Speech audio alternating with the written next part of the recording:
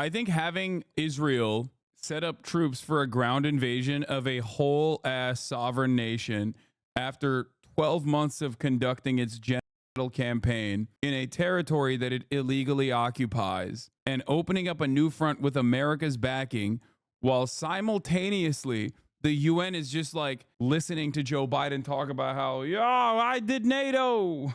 What a beautiful juxtaposition right here, you know?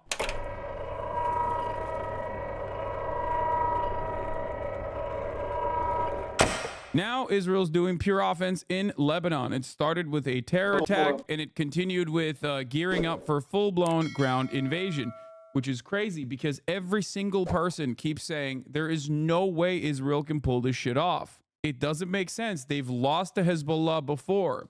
This morning I was listening to the New York Times Daily and they were talking about how Hezbollah was born out of the desire to purge the Israeli invasion in Lebanon. And I thought to myself, that's interesting.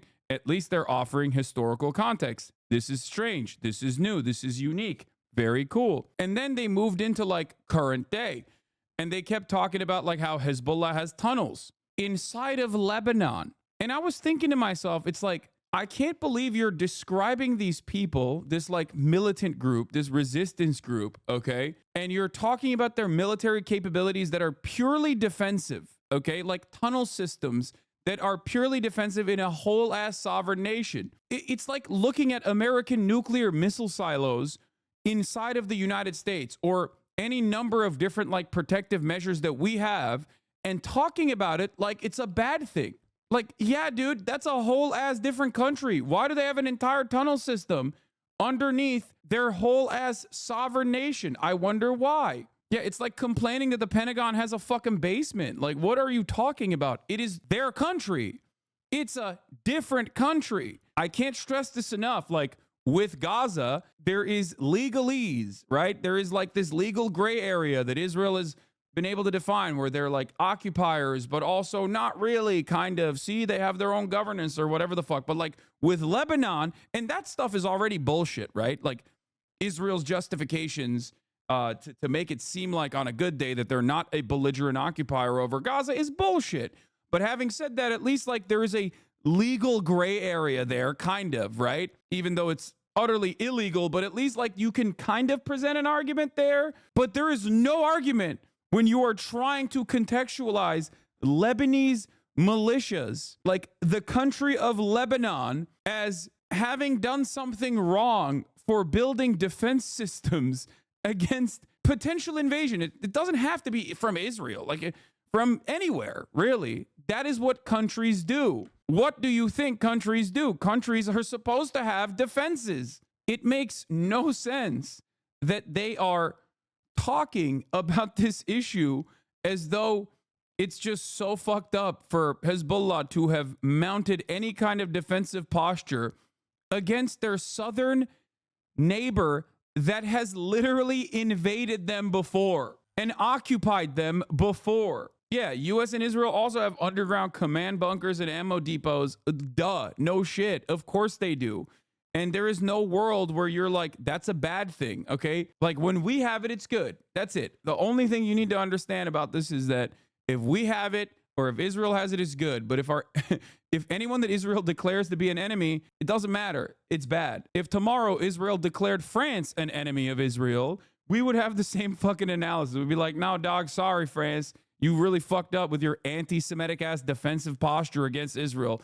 That's anti-Semitic. You need to get wiped off the map. Excuse me, please. Does Lebanon have a right to defend itself? The answer is no. Under international law, the answer is yes. Under American law, the answer is no. No country that Israel has decided it is going to take action against is a country that is a sovereign nation with its own territorial interests, with its own civilians, with its own citizens, with its own defensive posture. You cannot defend yourself, okay? If Israel wants to blow you up, you have to sit there and take it and then say thank you so much. Anyway, here, this is where we're going to start, and then we're going to get into Lebanon, and then we'll talk more about like obviously the internal dynamic here. Before we get to that though, here.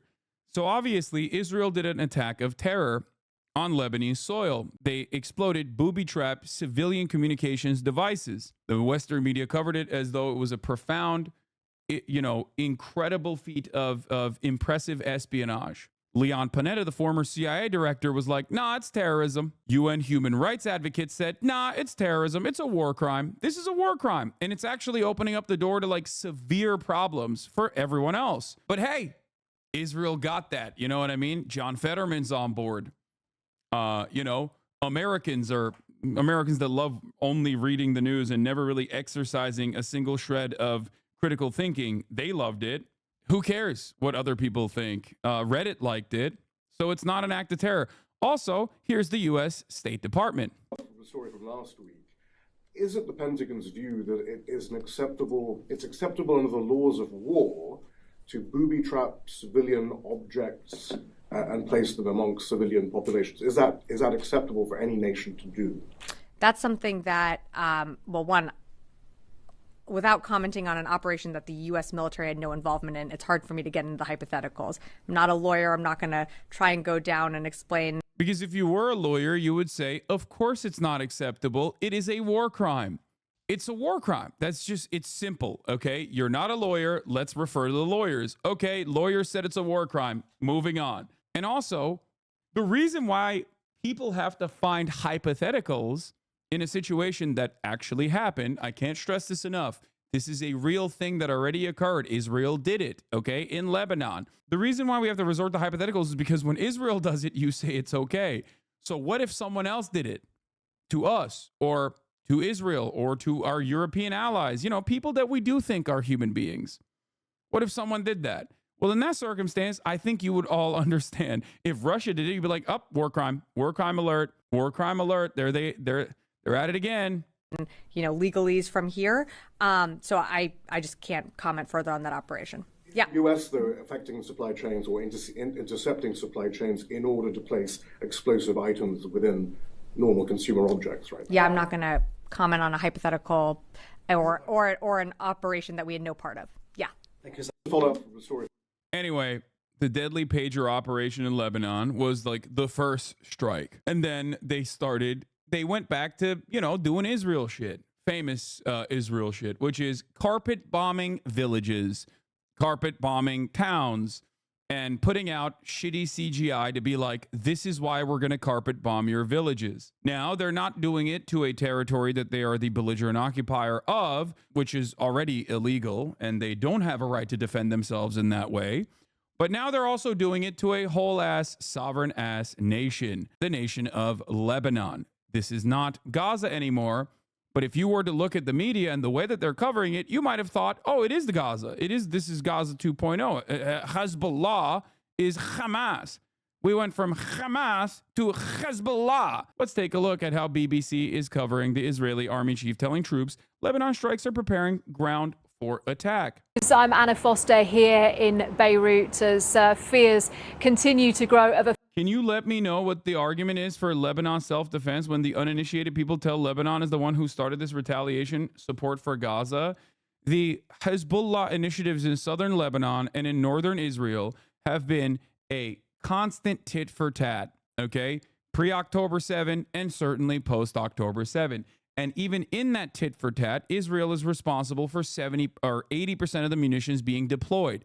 Israel is responsible for 80% of all rockets fired in the back and forth tit for tat. Israel has shown every regional actor, everyone that has eyes to see, that has a brain cell to understand these issues, that they will never back down if you ask them gently. This is after 78 years of brutal occupation and the maintenance of an apartheid. So, of course, regional actors are like, okay, well, we are going to make this as costly as possible for you. We know you have an Iron Dome. We know that you'll be able to intercept most of these missiles, but they're very costly. Okay? They're very costly for you. It's costly for you to have 20,000 civilians evacuate the northern territories that you are currently occupying. It's going to be costly for you to use Tamir interceptor missiles. It's a game of math at that point. And now the Iron Dome has started not working. When that starts occurring and missiles start hitting Tel Aviv, for example, when that happens, then inevitably more and more people are going to leave Israel. They are no longer going to feel safe in Israel. They're going to want to leave Israel and go to America or Western nations or any other country for that matter. This presents a genuine threat to the Zionist project of establishing a Jewish ethno-state in the area. If you no longer can be the startup nation, if you no longer can be the nation that is beautiful, that made the desert bloom, all of a sudden, people are going to be, you're not going to have academics, okay? You're not going to have artists, which you didn't really have a lot to begin with. Holy fuck. The Jews are God's people, you dumb fucks. I unbanned this person specifically because I wanted to let him chirp. Okay? GG, Jewish people are God's people. God will defend his people. Jesus will come back, and when he does, ? Holy. Fuck Hamas. This dude needs to crawl back under his rock and die. God has Israel's back. Nuff said. Fuck that.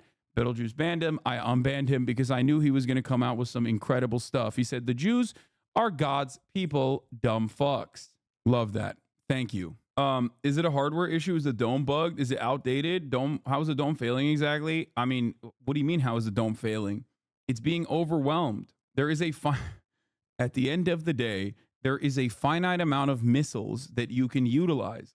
The Iron Dome is not actually a dome. The Iron Dome is a surface-to-air missile system, which means you're launching missiles at the missiles that are coming in, oftentimes 2 at a time, as a matter of fact. Anyway, let's get further escalation in the conflict here in the Middle East. We've heard just in the last hour the chief of Israel's defense forces speaking to soldiers on the northern border, telling them to prepare for a ground invasion into southern Lebanon. And we also heard the UK Prime Minister Sir Keir Starmer talking about that and other world conflicts and crises at the UN in New York. Of course, countries from around the world meeting for the General Assembly. And our Sumi Somaskanda is there and has been following developments over the last few days. And Sumi, when you hear the calls there for de-escalation, I think having Israel set up troops for a ground invasion of a whole ass sovereign nation after 12 months of conducting its genocidal campaign in a territory that it illegally occupies and opening up a new front with America's backing,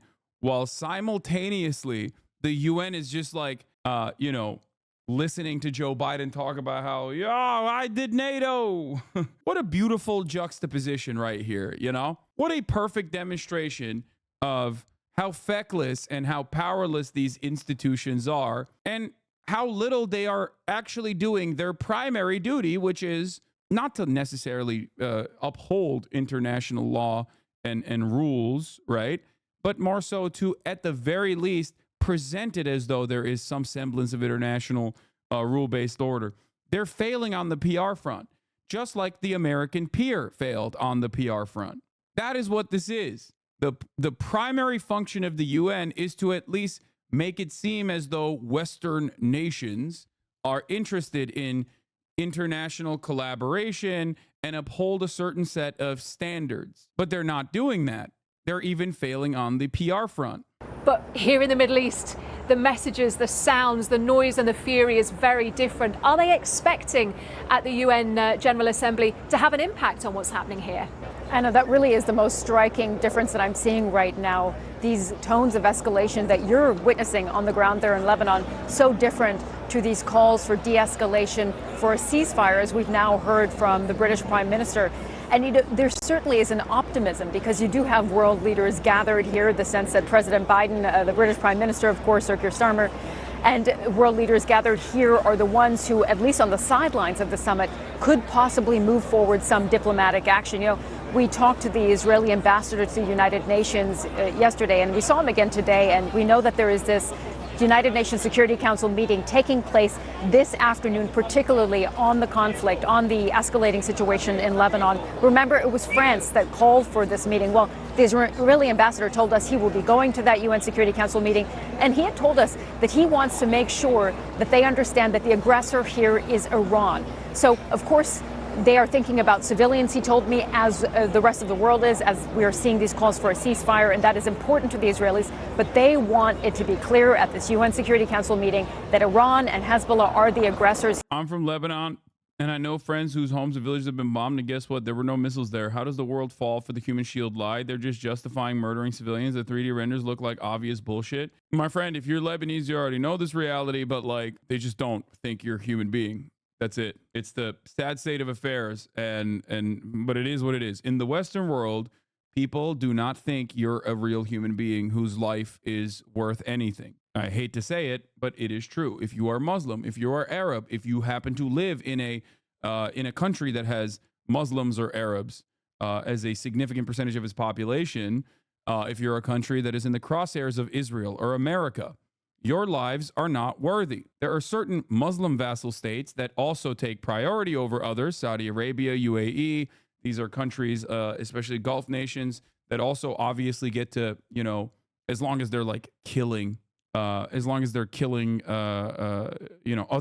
enemies of America, enemies of the state, they get to do whatever they want to as well. Or sometimes maybe you can use an attack from a certain country's nationals as a justification for invading the Middle East. Then it's also fine, 9/11, Saudi Arabia. There's just no amount of cruelty and evil that the American state will not abide by as long as it subscribes to their material interests, their material needs, as long as it fucking creates a just cause for additional weapons contracts and death and destruction of the third world, extraction of natural resources from places like Iraq, for example. They will always abide by it. They don't give a shit. Here. It would be very interesting to see what might come out of that, Anna, because as you said, the situation is heating up on the ground with this possibility of a ground and yeah, the entire system. Iron Dome is the name for the short-range and very precise part of the Israeli air defense system. The whole system includes Yahalom and David String. You have Arrow 1, Arrow 2 as well. Iron Dome is great for short-range defense for a very particular direction, meaning against Hamas rockets from Gaza.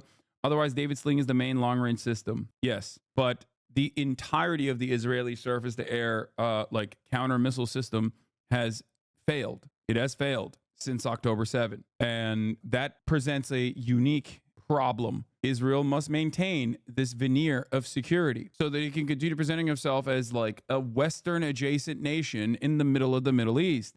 If it cannot do that, then it's not going to have artists and academics travel to Israel, okay? It also has to maintain itself as a moral nation, an important democracy, despite the fact that it's obviously not, considering that it is a fucking apartheid state doing a genocide.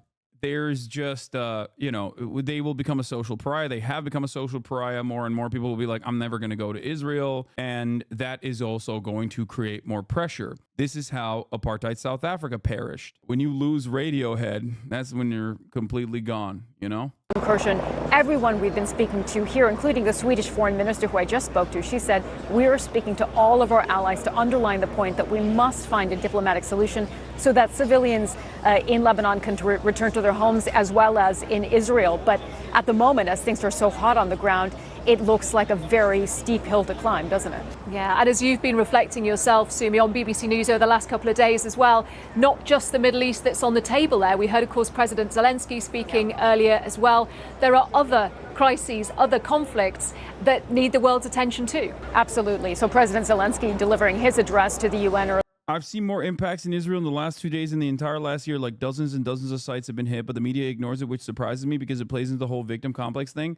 No. The media has ignored the Ansar Allah missile striking at Tel Aviv as well. There's a very important reason for that. That is because if Israeli society no longer feels comfortable inside of the boundaries of Israel, they will change their attitude towards how Israel presents itself as a consistent aggressor against all of its enemies that are worthy of death and destruction. You cannot disrupt the veneer of security. This is why October 7 was so significant, because October 7 is a military operation from a bunch of ascetic resistance groups that were able to pull it together, was a genuinely psyche-breaking moment for Israeli society.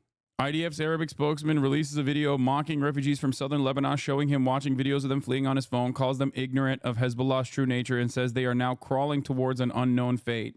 The media ignores it because all you seek is Western information. Israel will never be a pariah state as long as the UK and US continues to glaze them. That's not true. Israel already has become a pariah state. And Israel was a pariah state in the third world already, but it's especially now becoming a pariah state in the Western hemisphere, which is far more consequential. When people start going, you're from Israel, that's weird. It's over. Okay? The project has completely collapsed. Do you understand? Doesn't matter how hard fucking the US and the UK glaze it. Doesn't matter how hard fucking mainstream media tries to present this image. I'm telling you right now, when someone goes, I don't know about that, the moment that normies go, wait, you're from Israel? But they're doing a whole bunch of crazy stuff, aren't they? The moment that happens, you have become officially a fucking pariah state, okay? This is exactly what happened with apartheid South Africa. There is no way out of that situation. And what Israel has done is basically use this as the last opportunity they have to do as much land grabs as possible, as many land grabs as possible. And that is only worsening the standing that Israel has in Western society, which is very important. Like, you can't, this is anti-Semitism, your way out of that problem. People will literally just directly respond to that by being anti-Semitic, which is the secondary damaging aspect of Israel tying itself so closely to Judaism in a false way to defend itself. This makes it doubly awful. As long as Israel continues its bloody conquest, it's not going to go away. Like, people are still going to be further and further more grossed out by it.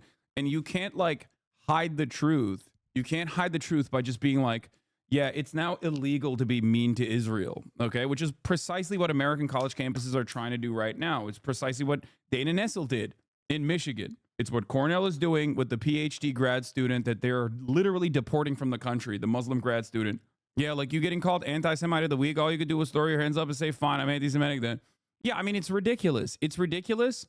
And like, that would have worked as a very successful way to separate who I am and my commentary from those who want to hear it, okay? 5 years ago, that would have been genuinely a successful message in terms of like immediately stopping someone and chastising them dead in their fucking tracks.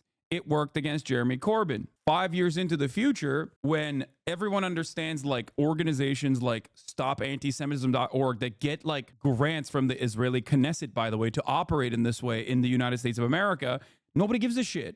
Nobody gives a shit. Like, it's ridiculous. It's utterly ridiculous to be like, wow, you're really anti-Semitic for saying that Israel's an apartheid state, which is what the Human Rights Watch has openly declared. Amnesty International has openly declared. There's like 18 fucking NGOs, including Israeli human rights groups, that have recognized the reality and have openly declared it as such because it is the truth. The ICJ has recognized it. The ICJ a couple months back straight up said Israel is currently unjustifiably occupying Palestinian territories and they must immediately remove themselves from both the West Bank and Gaza. You don't talk about it, you don't cover it in the Western news, but that is the reality.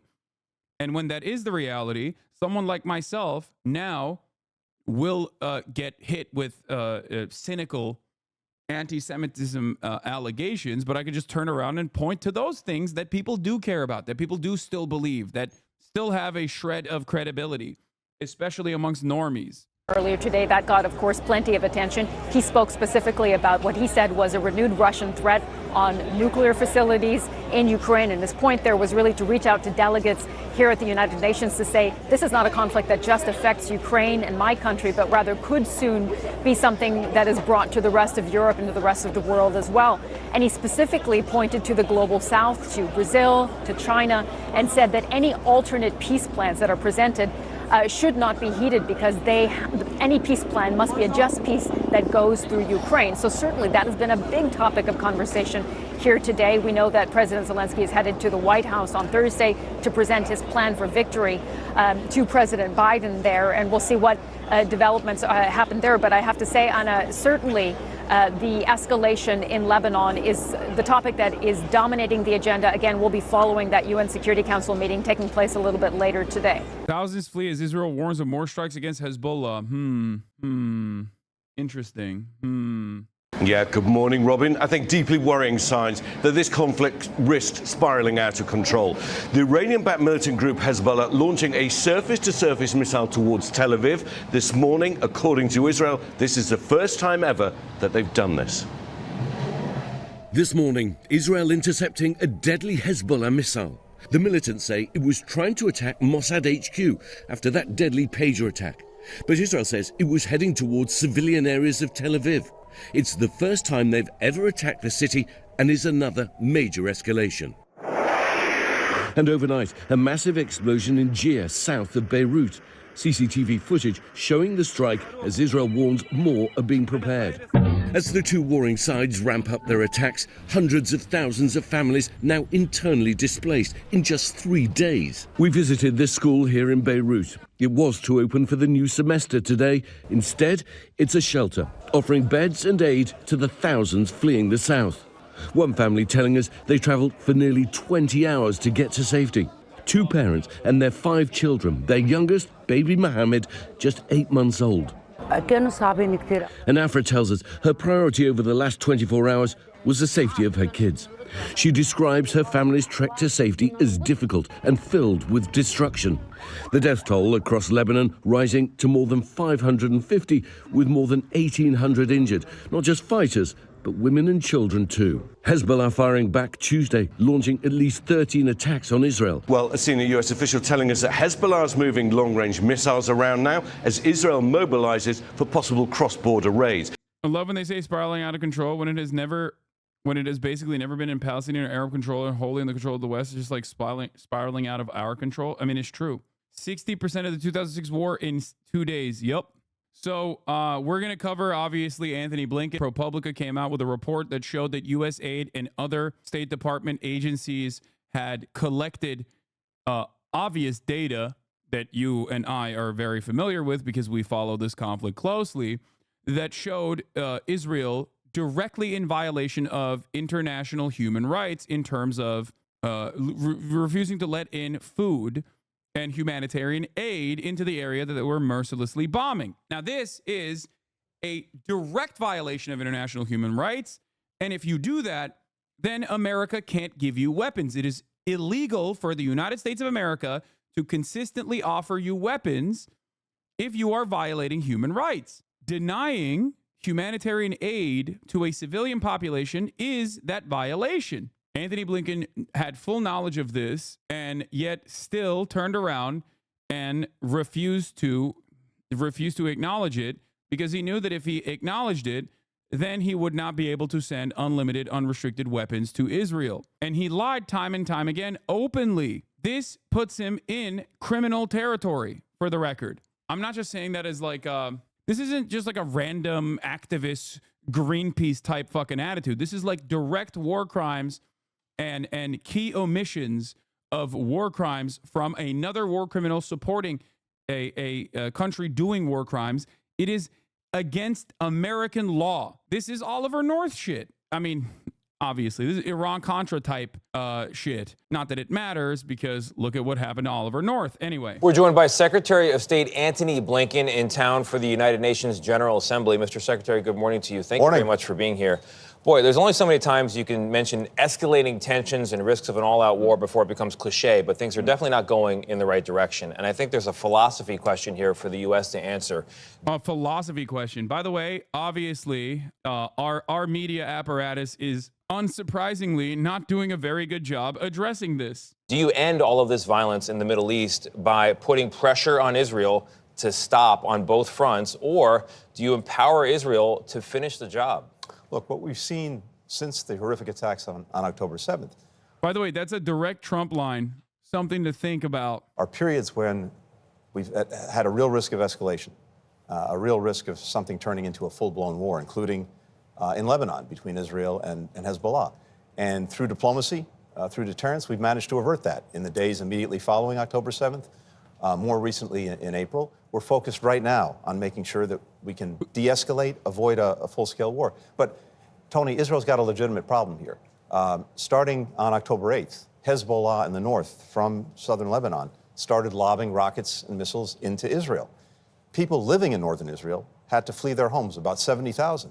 And Israel, understandably, legitimately, wants a secure environment so people can return home. The best way to get that is through diplomacy, an agreement to pull back forces, allow people to return home in northern Israel. Also, many Lebanese in southern Lebanon forced from their homes. We want to get people back home. The best way to do that is not war, it's diplomacy. So Hezbollah went to their weapon systems. Hezbollah began firing into Israel after October 7th in allyship with Hamas and the people in Gaza.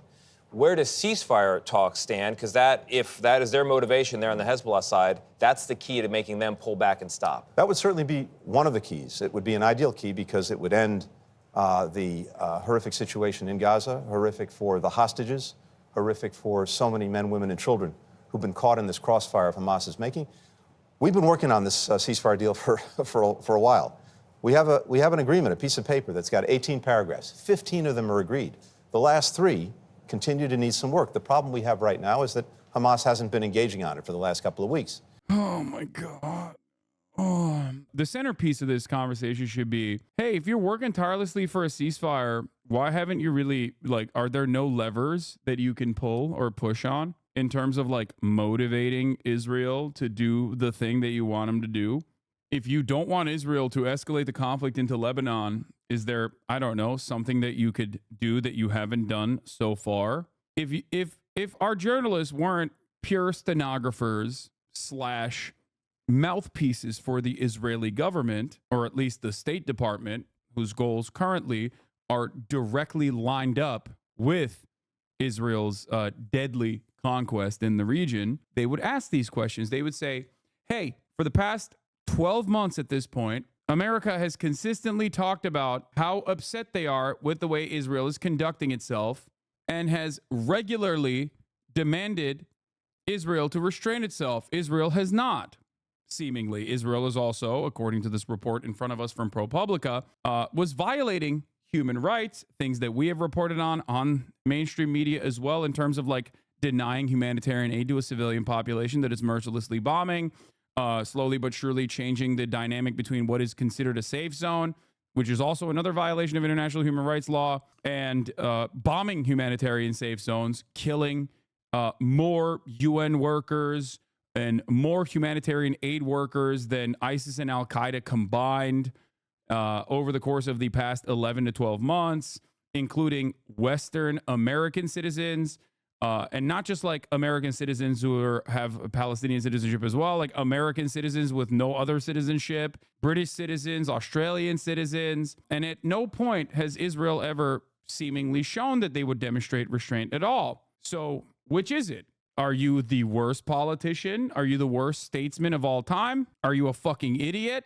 Or are you purely evil? And you like that Israel is doing these things? Bro, they can just pull a lever to stop it. The United States aligns with realism, but the narrative they decide to present is that we have liberal motivations and Palestine bad. Yeah, I think it's straight up beyond material needs at this point. I think it goes into ideological territory for a lot of these allegiances. I know I talk a big game about the material necessity for America's undying loyalty to Israel because it's a military base planted firmly in the middle of a resource-rich region, for sure. That is the primary motivator for America. But I think that the secondary reason is it's not AIPAC. For those of you saying it's AIPAC, AIPAC is just one aspect of this. I think the scarier reason for our endless amount of support for Israel is an ideological commitment, a genuine ideological commitment, paired up with America's power at the global stage diminishing, where Israel is seen as the only reliable country that has endless loyalty back to the United States of America, because Israel could not exist without the United States of America in a way that Egypt could. Egypt takes a shit ton of money from the United States of America, but Egypt could technically go somewhere else. Historically, they have. So I think that this is the last bastion, the last ride or die ally that America can maintain in the area that isn't filled to the brim with Muslims, a Muslim population that could technically overthrow its American puppet government, for example. Egypt, once again, comes to mind. For that reason, I think, for that, like Saudi Arabia, great example, very important partner for American dominance in the region. Still, Muslim nation, literally did 9/11 and has in the past, even in its monarchy structure, actually went against America's wishes and still continues to go against America's best interest in terms of like how it moves with OPEC plus. Israel does not have that. Israel will do espionage to the American State Department from time to time. Israel will kill American troops from time to time. But ultimately, I think the allegiance between Israel and America is ideological, but also tighter than all these other countries. Because I think in some ways there is genuinely this fear. I think about this all the time. I literally nonstop think about this because it just seems so stupid. It seems so stupid from the perspective of maintaining American dominance to continue on this double suicide pact with Israel. Like, what could be the motivator? What could be the reason? And I think it is because I think it is partially a direct consequence of like America recognizing its power, both soft power and hard power, waning around the planet. And this is like their last real fucking ride or die ally. So they have to let them do whatever the fuck they want to do. But at what point does Israel cost more than it's worth? Yes, it's a military base in a U.S. state, but its base is worth maintaining through all of this. I think that that is the calculation that they have in front of them right now. It's gone past the point of being worth it, but it doesn't matter. They're too invested. It's a sunk cost. And Sinwar, its leader, has been talking about an endless war of attrition. Oh, that's the other aspect of it too. I think there is a lot of like white supremacist, Islamophobic racism at play as well. Israel's the head of the spear of Western civilization, whiteness against Muslim terror. I think that definitely plays a role as well. At least ideologically in the minds and hearts of a lot of these people in positions of power. You have to remember a lot of these people that cynically deploy these narratives when they are trying to justify the war on terror, for example, they do believe it. Some of these people do believe it. It's kind of like the Trump phenomenon when we talk about like Trump and how the Republican Party was celebrating the Tim Walz choice because they were like, he's so radical. Everyone's going to hate him. You guys really fucked up by doing this. It was a little bit wish casting on their part, but it was also partially something that they truly believed. They do truly believe that like America would consider Tim Walz to be far too fucking radical. Obviously that didn't work and it didn't happen, even though the Harris camp still basically backpocketed Tim Walz for some weird fucking reason because they just want to lose, I guess. But sometimes it's about the symbol and not the practicality. The U.S. doesn't need Cuba, but allowing them to thrive would be costly to maintaining power over the rest of the global South kind of beat. Yeah, it's kind of like the execution. In some ways, it's kind of like the execution of the Missouri state-sanctioned execution of Marcellus Williams, right? Like, he's innocent. All signs point to it, and yet he was still executed last night at 6:10 p.m. Missouri time. Why? Why was he still executed when everybody understood that he was not guilty of the crime that the state claimed he committed? Even the people, the prosecutor's office was maintaining his innocence, saying that this is wrong. Why did they do it? Partially to uphold white supremacy, and partially because if you cave and capitulate to the demands being made by the public, then all of a sudden they're going to be like, well, we got a W here. They're going to ask for more. They're going to start analyzing the death sentences of every single person. We know as a matter of fact that at least 4%, at minimum, the most conservative estimation, at minimum, 4% of people executed by the state are completely innocent, like exonerated after death, usually, or even before, but they still continue the execution. Once you start realizing that the state is like, killing a bunch of people that it knows is innocent, then you have a very different analysis on the death penalty. And if you know a lot, and then a lot of people start going, wait, I don't want this. What the fuck? And by the way, for the record, anti-death penalty in a country as draconian as the United States of America, for the first time in its history, one of the only instances, is a more popular position than being pro-death penalty. Think about that. For the first time, I believe in years, in the United States of America, the majority public opinion is anti-death penalty, which is crazy to think about because for the Europeans who are watching right now, Americans are really fucking aggressive in terms of how to punish criminals. You didn't know that. Americans are unique in the Western world in comparison to our OECD nations. in the way that we view the death penalty. Let's continue. Now, if he really cares about the Palestinian people, he'd bring this agreement over the finish line. Mr. Secretary, do you believe that Israeli Prime Minister Netanyahu truly wants a ceasefire? If we're talking about Gaza, as I said, I think hard decisions remain to be made by Israel. But the problem right now, in terms of bringing this across the finish line, is Hamas. Its refusal to engage in a meaningful way. We've been at this. Yeah, Hamas is refusing to engage in a meaningful way with the country that executed the principal negotiator, which once again we just kind of forgot about.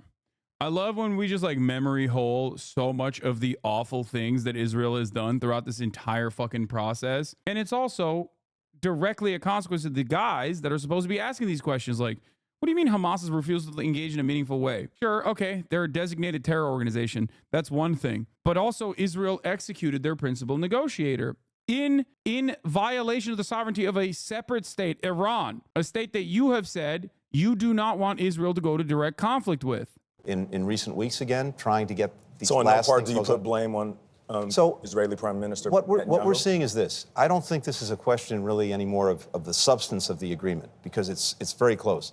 It is a question of political will. In the first instance, that political will needs to be demonstrated by Hamas. We haven't seen it the last couple of weeks. Israel would have some hard decisions to make to bring this to a close, but we've got to see if Hamas is actually serious. Mr. Secretary, ProPublica has determined that 2 agencies found that Israel is deliberately stopping humanitarian aid from getting to civilians. And as you well know, the U.S. government says that it has to restrict supplying weapons to a country that does this type of thing. Why have we not done so? Yeah. So this is actually pretty typical. We had a report to put out on the humanitarian situation in Gaza and what Israel was doing to try to make sure that people got the assistance they needed. And I had different assessments from different parts of the State Department, from other agencies that were involved, like USAID. My job is to sort through them, which I did, draw some conclusions from that, and we put out our report. And we found that Israel needs. He's like, yeah, we found a report, but then we also found out, that doesn't correspond to our best interest here, okay? Because we are still interested in giving Israel unlimited weapons. So we decided to just omit that. And also lie to Congress, by the way. Like, that's his own department being like, hey, man, this is fucked up. Like, it's getting a little bit out of control, don't you think? And he's like, yeah, shut the fuck up. That's what's going on here. Is this sort of pushback on CBS Mornings a good sign? Yeah, if they keep up this pushback, even at the end of this interview or tomorrow or the day after, then yeah, it's a good sign because it means that things are changing. If they simply ask this question and then let him get away with this like wishy-washy bullshit answer, especially when you look at the time remaining in this fucking video, I suspect that they do let him get away with this, and then never cover this story ever again, then yeah, no, they're complacent and they don't give a fuck and they just did their due diligence to maintain a veneer of credibility. They have to still maintain an air of credibility so that they can continue doing propaganda. Remember that. This is that part. This is the unique part. This is the unceremonious, like every now and then when you go, hold on, what the fuck is the media saying? That's crazy. Let's hear it. Let's hear it one more time. What her question was directly about the ProPublica article that showed that U.S. aid and the State Department, its own internal investigations, created a memo, 17 pages long, that showed Anthony Blinken, without a shred of doubt, that Israel was violating international human rights laws and therefore weapons transfers would be threatened, okay? Because it's in direct contravention with American laws on top of the Geneva Convention and international human rights laws. Anthony Blinken recognizing that memo and reading that memo and then continuing to defend weapons transfers to Israel's means that he is in violation. He is a war criminal himself. And in a just world, he would be going to jail. That is the reality. But of course, it's not going to happen. What Israel was doing to try to make sure that people got the assistance they needed. And I had different assessments from different parts of the State Department, from other agencies that were involved, like USAID. My job is to sort through them, which I did, draw some conclusions from that, and we put out our report. And we found that Israel needed to do a better job on the humanitarian assistance. We've seen improvements since then, it's still not sufficient. Secretary Blinken, the man in the arena, thank you very much. Appreciate it. Good to be with you. Thanks. Wow. So I guess they didn't. Okay, got it. So I guess there is no follow-up. Got it. Okay, here is let's hear what Savannah Guthrie said to Anthony Blinken. He's doing the rounds right now after this report came out in an effort to do some propaganda, to do some counter propaganda. Right now in the Middle East, as you well know, a massive bombardment by Israel into the north, into Hezbollah territory. The Israeli theory here is escalate to de-escalate. In fact, just in essence, hit Hezbollah so hard they're forced to the negotiating table. Put simply, does the U.S. support this escalation strategy by Israel? Well, first, Israel has a real and legitimate problem, because here's what happened. After the horrific events of October 7th by Hamas in Israel, in the south, Hezbollah from Lebanon joined in and started firing rockets into Israel. People who lived in northern Israel had to evacuate their homes. Villages were destroyed, homes were destroyed. 70,000 Israelis were forced from their homes. And Israel started firing back. You had a tit for tat going back and forth. People in southern Lebanon had to leave their homes too. And what everyone wants is to have a secure environment in which people can simply return home. Kids can go back to school. That's what Israel's after. So the best way to get that is not through war, not through escalation. It would be through a diplomatic agreement that has forces pulled back from the border, create a secure environment, people return home.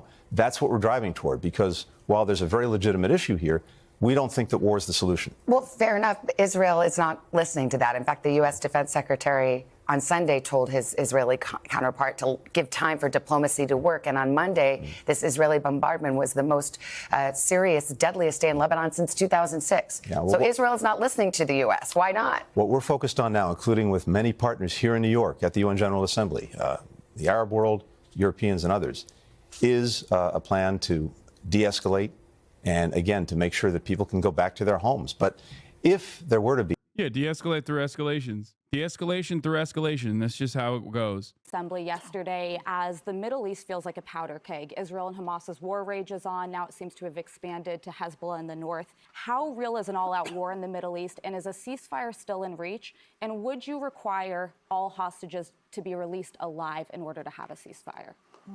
The answer is part of the ceasefire would be the exchange of those hostages, number one. Number two, an all-out war is possible, but I think there's also the opportunity, or still in play, to have a settlement that could fundamentally change the whole region. Mm-hmm. And look, one of the things that I found is the Arab world very much wants to have a settlement. Mm-hmm. Because they know what it does for them. Mm-hmm. They're willing to make arrangements with Israel and alliances with Israel if Israel changes some policies. And I've known Bibi Netanyahu. Yeah, Israel seems to have expanded its war into Gaza. Who could have foreseen this? Who could have seen this coming? Or not into Gaza, sorry, into Lebanon. It just naturally occurred. Once again, everything that Israel does is a natural occurrence. Now for a long, long time. And I'm a very strong supporter of Israel. I make no bones about it. Mm-hmm. I said years ago I was a Zionist. All a Zionist means is that there needs to be an Israel. Mm-hmm. And the fact is, though, that Bibi has a picture I signed for him when he was a young member of the embassy here in the United States. An asset for American intelligence as well as Israeli intelligence, just so you understand. And it was an 8x10 picture. He asked me to sign. I went, Bibi, I love you, but don't agree with the damn thing you say or do, Joe. Yeah. And I do, and it's right. I don't agree with his position. There needs to be a two-state solution. Ultimately, it needs to happen. There's a way to do it, and we have a possibility. I don't want to exaggerate it, but a possibility if we can deal with a ceasefire. Why do you love him then? That makes no sense, dude. Fire in Lebanon. That it can move into dealing with the West Bank. But we also have Gaza to deal with. Yes. And so, but it's possible, and I'm using every bit of energy I have with my team, and you know from the Defense Department, you know it well, to get this done. There's a desire to... Now to an NBC... ...see change, I mean, in the region.